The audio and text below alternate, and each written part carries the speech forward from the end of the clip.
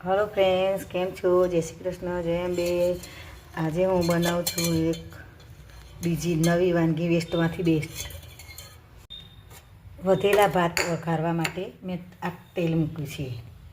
વેસ્ટમાંથી best એટલે ભાત મારો બનાવેલું સવારનો પડ્યો તો એને હું વધારે વઘારું છું, બધું નાખીને, વેજીટેબલ નાખીને। તો આ મેં તેલ મૂક્યું છે 2 પાવડા, 2 ડોકલી મતલબ। તેલ આવે એટલે તેમાં રાઈ અને જીરું નાખી, હવે હિંગ નાખી, બટાકા ઝીણા ઝીણા સમારેલા નાખવાના।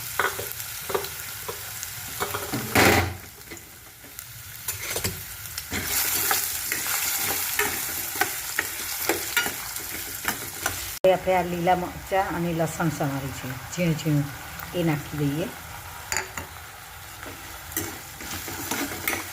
આપણા મરચાં અને લસણ સંતરાઈ ગઈ છે એટલે હવે ડુંગળી નાખીએ।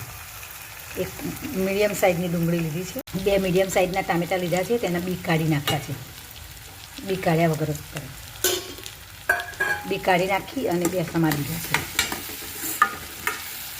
હવે આપણે તેમાં મસાલા કરીએ। ભાતમાં તો મીઠું હોય એટલે આમાં આના ભાગનું જ મીઠું નાખવાનું, જ્યાં બધા શાકભાજી છે એનું મીઠું જ નાખવાનું। 1 ચમચી મરચું, અડધી ચમચી હળદર, 1 ચમચી ધાણા જીરું, 5 ચમચી ગરમ મસાલો,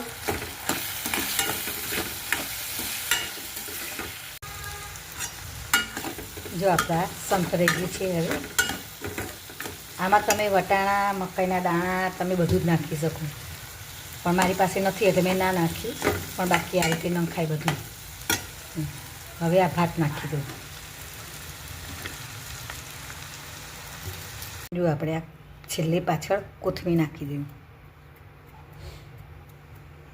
તો આપણો આ પુલાવ જેવો ભાત તૈયાર છે ને। તમે પણ વધેલો સવારનો હોય તો સાંજે કરી શકો, સાંજનો હોય તો સવારે કરી શકો।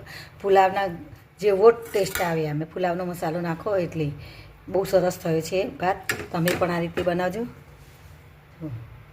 અને મારી ચેનલને લાઈક કરજો, સબસ્ક્રાઈબ કરજો, કોમેન્ટ કરતા રહેજો મિત્રો, અને આવી અવનવી વાનગીઓ જોવા માટે વિડીયોને શેર કરતા રહેજો। છે ને મસ્ત, જો દેખાય છે ને, એનો કલર જ બહુ સરસ છે। જો કલર જોઈને જ આપણને ખાવાની ઈચ્છા થઈ જાય।